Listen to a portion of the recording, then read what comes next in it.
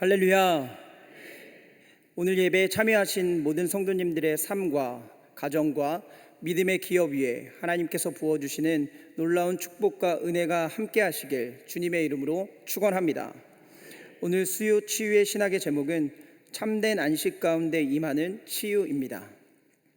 본문은 마태복음 11장 25절부터 30절입니다. 저는 오선교구를 담당하고 있는 김현우 목사입니다. 오늘 본문은 마태복음 11장의 말씀입니다. 오늘 본문 말씀은 그리스도인이라면, 아니 세상 사람들도 누구나 한 번쯤은 아마 들어보신 말씀일 것입니다. 오늘 본문 중 우리가 가장 은혜를 받고 잘 알고 있는 말씀은 아마 28절에 있는 말씀일 것입니다. 28절 말씀입니다. 수고하고 무거운 짐진 자들아 다 내게로 오라. 내가 너희를 쉬게 하리라. 이 말씀은 우리의 마음에 위안을 가져다 주며 참된 평안을 가져다 주시는 말씀입니다. 오늘 본문 배경을 살펴보면 25절 말씀을 시작하면서 그때에 라고 시작을 하고 있습니다. 예수님은 앞에서 어떤 말씀을 하셨냐면 심판의 예언을 하신 그때에 제자들에게 오늘의 본문의 말씀을 하고 계시다는 것이었습니다. 바로 앞에서 책망을 하시는 예수님의 모습을 볼 수 있는데 20절 말씀에 보면 이렇게 기록을 하고 있습니다.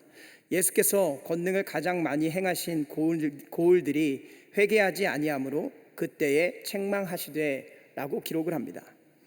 많은 사람들이 예수님의 말씀을 들었지만, 권능을 보았지만 회개하지 않고 현재의 모습 그대로 살아가고 있었다는 것을 나타내고 있는 말씀이었습니다.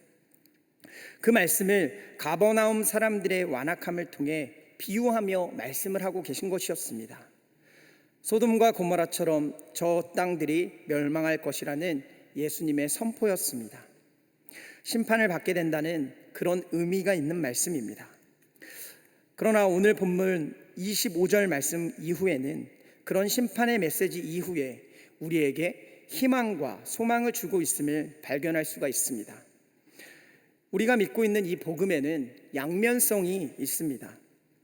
믿음과 순종으로 이 복음을 받아들이는 자에게는 구원과 안식을 가져다 주지만, 그렇지 못한 자들에게는, 불순종의 사람들에게는 심판과 저주가 초래한다는 것입니다. 우리 또한 세상을 살아가며 예수님의 복음의 말씀과 권능의 사역을 들어서, 그리고 때론 느껴서 잘 알고 있습니다. 우리는 예수 그리스도를 믿어 구원함으로도 참된 안식을 누릴 수 있는 그런 믿음의 자녀들이 되셔야 될 것입니다. 그렇다면 우리는 오늘 본문을 통해서 안식을 통한 참된 치유가 무엇인지 영적인 교훈과 기도의 제목을 삼고자 합니다. 첫째로, 참된 안식은 순수한 믿음으로 가능합니다. 손양원 목사님이라는 분이 계셨습니다. 많은 분들이 알고 계실 것인데 그분의 하나의 예화를 들려드리겠습니다. 1948년 발생한 여순 사건 때 아주 큰 사건이라고 나타나고 있습니다. 바로 손양원 목사님의 두 아들의 죽음에 관한 이야기입니다. 손양원 목사님의 두 아들 중 한 명인 손동인 씨와 또 다른 한 명인 손동신 씨는 우익학생 단체 중 하나였던 전국학생연맹에서 활동을 하고 있었는데, 이를 좋지 않게 보던 반란군 세력이 반란 당시 기독교라는 사실을 빌미 삼아서 두 사람을 순천의 동천 인근에서 살해한 사건이었습니다. 당연히 그들의 가족들과 그들이 사역하고 있었던 애양원이라는 곳의 사람들은 크게 슬퍼하고 있었는데, 손양원 목사는 주위 사람들을 놀라게 하는 행동을 하였다고 합니다. 이 두 아들의 장례 예배 때 손양원 목사님은 감사의 기도를 올렸다고 합니다. 감사의 내용을 조금 긴데 제가 읽어드리도록 하겠습니다. 첫 번째 감사는 나 같은 죄인의 혈통에 순교의 자식들이 나오게 하셨으니 하나님 감사합니다. 두 번째 감사는 허다한 많은 성도들 중에 어찌 이런 보배들을 주께서 하필 내게 맡겨주셨는지 그 점 또한 참 하나님 감사합니다. 셋째로, 삼남 삼녀 중에서도 가장 아름다운 두 아들 장자와 차자를 바치게 된 나의 축복을 하나님 감사합니다. 넷째, 한 아들의 순교도 귀하다 하거늘 하물며 두 아들의 순교이니 하나님 너무나 감사합니다. 다섯째, 예수 믿다가 누워서 죽는 것도 큰 복이라 하거늘 하물며 전도하다 총살 순교 당함이 어찌 감사가 아니니 감사합니다. 여섯째, 미국에 유학 가려고 준비하던 내 아들 미국보다 더 좋은 천국에 갔으니 내 마음이 안심되어 하나님 감사합니다. 일곱째, 나의 사랑하는 두 아들을 총살한 원수를 회개시켜 내 아들을 삼고자 하는 사랑의 마음을 주신 하나님 감사합니다. 여덟째, 내 두 아들의 순교로 말미암아 무수한 천국의 아들들이 생길 것을 믿어지니 우리 하나님 정말 감사합니다. 아홉 번째, 이 같은 역경 중에도 이상 8가지의 진리와 하나님을 사랑에 찾는 기쁜 마음, 여유 있는 믿음을 주신 우리 주 예수 그리스도께 감사합니다.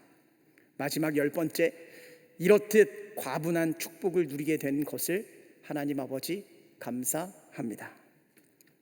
이와 함께 주위 사람들을 놀라게 한 것은 다름이 아닌 바로 이 두 아들을 죽인 원수를 자신의 양아들로 삼겠다는 내용이었습니다. 그리고 반란이 진압된 이후 손양원 목사님은 실제로 반란군 인사 중 안재선이라는 좌익학생이 손 형제를 살해했다고 자백하자 이를 용서하고 사랑하고 안재선 씨를 자신의 양자로 삼은 것이었습니다. 이 손양원 목사님의 믿음이 얼마나 순수한 믿음이고 고백이겠습니까? 오늘 본문 25절 말씀에는 이렇게 기록합니다. 그때에 예수께서 대답하여 이르시되 천지의 주제이신 아버지여 이것을 지혜롭고 슬기 있는 자들에게는 숨기시고 어린아이들에게는 나타내심을 감사하나이다. 오늘 본문은 참된 안식에 대해서 말씀을 하면서 어린아이들에게는 이 안식이 나타난다라고 말씀하고 있습니다. 아이들은 참 순수하게 살아가는 것이 특징입니다. 순수하게 믿습니다. 제가 이번 호렙산을 통해서 보니 40일을 완주한 아이들에 대한 이야기들을 굉장히 많이 들을 수 있었습니다. 저 4층에서 아이들이 고사리 같은 손으로 감독회장님의 말씀을 들으며 그것을 적으며 하나님 앞에 기도하는 모습을 볼 수가 있었습니다. 마태복음 18장 3절에서 5절 말씀은 이렇게 기록합니다. 이르시되 진실로 너희에게 이르노니 너희가 돌이켜 어린아이들과 같이 되지 아니하면 결단코 천국에 들어가지 못하리라. 그러므로 누구든지 이 어린아이와 같이 자기를 낮추는 사람이 천국에서 큰 자니라. 또 누구든지 내 이름으로 이런 어린아이 하나를 영접하면 곧 나를 영접함이니라. 예수님은 천국에 들어가는 믿음이 어린아이와 같은 믿음을 가져야 한다고 말씀을 해주셨습니다.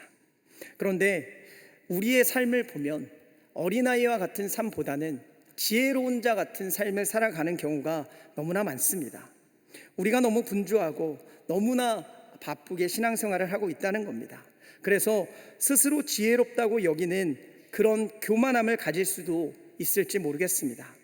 그러나 오늘 주님께서는 어린아이와 같이 순수한 믿음을 가져야 한다. 그 믿음을 가진 자만이야 참된 안식을 얻는다라고 말씀하십니다. 사랑하는 여러분, 어린아이들의 특징은 부모의 도움 없이 스스로 살아갈 수 없다는 겁니다. 또한 우리도 죄로 인해 하나님 없이는 구원을 받을 수 없는 존재들이었습니다.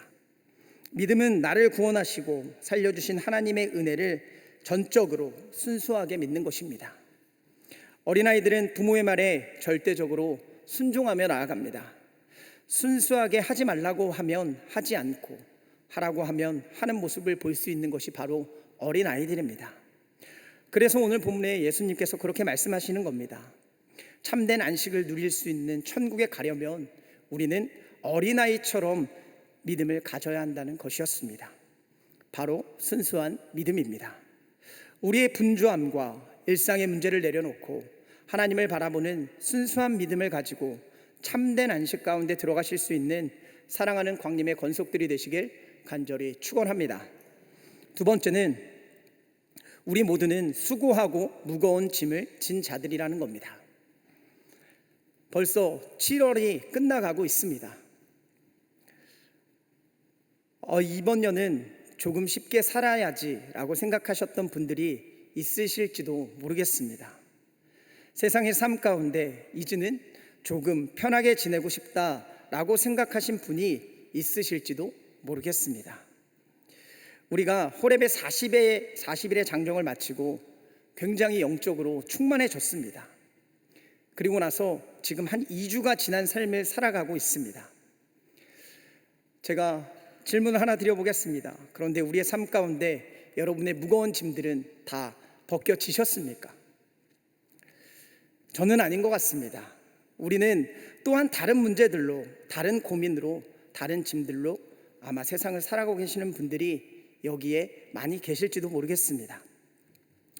오늘 본문에서 수고하고 무거운 짐진 자들아 라는 표현을 하시는 예수님께서는 그 당시에 농사일과 중노동으로 지쳐있는 사람들의 모습을 보고 그들의 심상을 빌려 오셔서 수고하고 무거운 짐진 자들이라는 표현을 사용하시는 비유를 사용하셨습니다. 우리 또한 어떻습니까? 모든 인생의 현 주소를 본다면 모든 인간은 태어나서 저마다의 수고와 무거운 짐을 살아가는 모습을 보여주고 있다는 겁니다. 권력자나 힘없는 자나 부자나 가난한 자, 누구나 다 나름대로 인생에 짐 없는 사람이 단 한 사람도 없다라고 말씀을 드리는 겁니다. 창세기 3장 16절에서 19절 말씀은 이렇게 기록합니다. 제가 읽어드리겠습니다. 또 여자에게 이르시되 내가 내게 임신하는 고통을 크게 더하리니 내가 수고하고 자식을 낳을 것이며 너는 남편을 원하고 남편은 너를 다스릴 것이니라 하시고 아담에게 이르시되 내가 내 아내의 말을 듣고 내가 내게 먹지 말라 한 나무의 열매를 먹었은즉 땅은 너로 말미암아 저주를 받고 너는 내 평생에 수고하여야 그 소산을 먹으리라. 땅이 내게 가시덤불과 엉겅퀴를 낼 것이라. 내게 먹을 것은 밭의 채소인즉 내가 흙으로 돌아갈 때까지 얼굴에 땀을 흘려야 먹을 것을 먹으리니 내가 그것에서 취함을 입었느니라. 너는 흙이니 흙으로 돌아갈 것이니라 하시니라. 아담과 하와의 원죄에 대해서 말씀을 하면서 인간의 삶에 이제 수고와 땀을 흘려야 먹고 살아갈 수 있는 수고로움이 있을 것이다 라고 하나님께서 말씀을 하십니다. 또한 여자도 임신하는 고통을 얻었으며 수고하여야 자식을 낳아야 하는 결과를 낳은 것을 볼 수가 있습니다. 그래서 우리가 살아가는 세상에서 우리는 수고를 하며 살아가는 것이 어찌 보면 당연한 결과일지 모르겠습니다. 어떤 사람은 직장일로, 어떤 사람은 가정에서 가사일과 자녀 양육일로, 어떤 사람은 학생으로 수고로운 짐을 지고 살아가고 있는 것이 우리 삶의 현 주소라는 겁니다. 이 수고가 제발 끝이 있었으면 좋겠는데 우리의 육신의 삶에는 수고가 끝이 없는 것 같습니다. 문제가 해결이 되면 또 다른 문제가 생기고 해결을 해야 하는 경우가 종종 생기게 된다는 겁니다. 우리의 영적인 상태를 보아도 마찬가지입니다.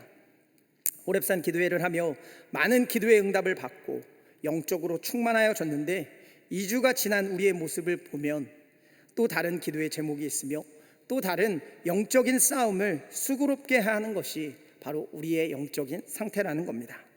바로 인간이 살아가야 하면은 수고로운 짐이 있기 때문에 무거운 짐을 지고 살아가는 것입니다. 이 당시 예수님이 말씀하시던 이 당시의 유대인들도 그랬습니다.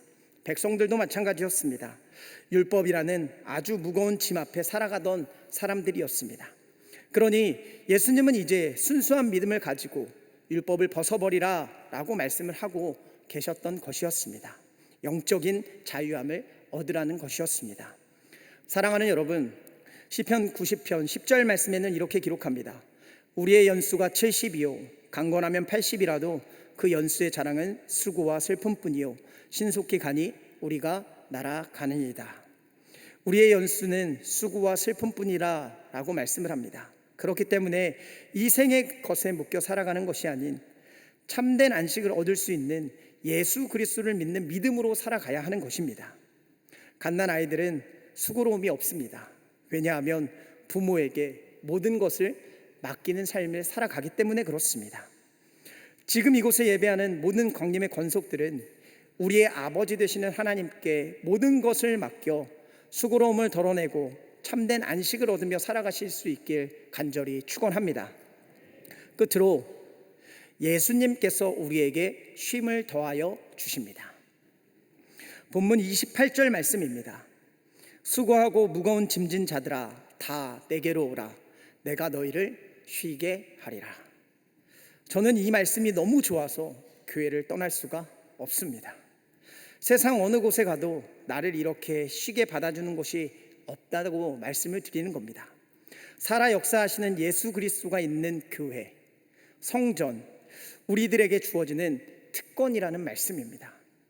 예수님을 믿고 그분의 자녀가 된 우리에게는 참된 안식인 쉼을 더하여 주신다라고 말씀하고 계십니다. 지금 많은 분들이 휴가를 보내고 계시는 휴가철입니다. 많은 분들이 휴가를 지내러 여러 곳으로 여행을 가는 모습을 우리는 주변에서 흔히들 볼 수가 있으실 겁니다. 휴가를 가는 이유는 바로 쉼을 얻으려고 가는 것입니다. 저 역시도 아이들과 함께 쉼을 얻으려고 휴가를 매년마다 가곤 했었습니다. 그런데 그 휴가가 정말 우리에게 참된 안식을 주는 휴가인가? 이 문제는 다시 한번 생각을 해봐야 됩니다. 왜냐하면 어쩌면 그 휴가로 인해 우리의 삶이, 우리의 육신이 더 고통스러울지도 모르기 때문입니다. 쉼을 얻으러 가는 휴가에 쉼이 아닌 육아의 노동을 하고 돌아올지도 모르겠습니다. 또한 운전의 수고를 하고 올지도 모르겠습니다. 어떤 분들은 여행의 계획을 세우고 그 계획대로 빡빡하게 돌아다니기가 힘들다고 하시는 분들도 종종 보기도 합니다. 그렇습니다. 세상의 휴가는 우리에게 쉼을 더하여 주는 시간이지만 그것이 아닐 수도 있다는 겁니다. 그런데 오늘 본문의 예수님께서는 수고하고 무거운 짐진 자들아 다 내게로 오라고 말씀하십니다. 그리하면 내가 너희를 쉬게 해줄 것이다 라고 말씀하십니다. 이 말씀의 의미는 이제 율법으로 정죄받는 수고하지 말고 나를 믿고 참된 안식이 있는 나와 함께 저 천국에서 평안한 쉼을 얻자는 주님의 말씀입니다. 또한 이 땅을 살아가는 우리에게는 근심과 걱정의 쉼을 쉬게 해주시겠다라고 말씀을 하시는 것입니다. 빌립보서 4장 6절과 7절의 말씀입니다. 아무것도 염려하지 말고 다만 모든 일에 기도와 간구로 너희 구할 것을 감사함으로 하나님께 아뢰라.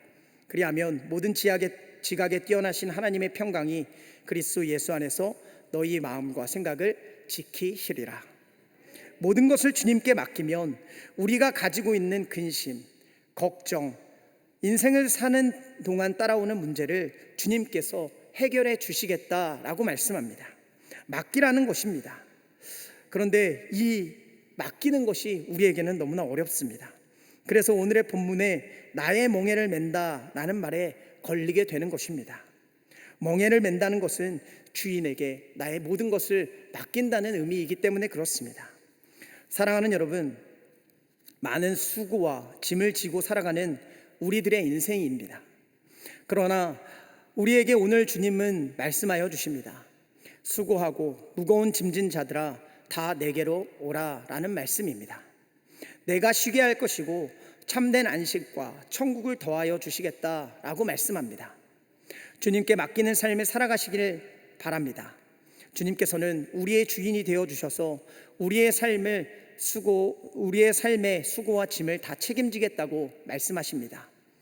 요한복음 14장의 말씀을 보면 예수님께서 부활 승천하시면서 우리에게 보혜사를 선물로 주신다고 합니다.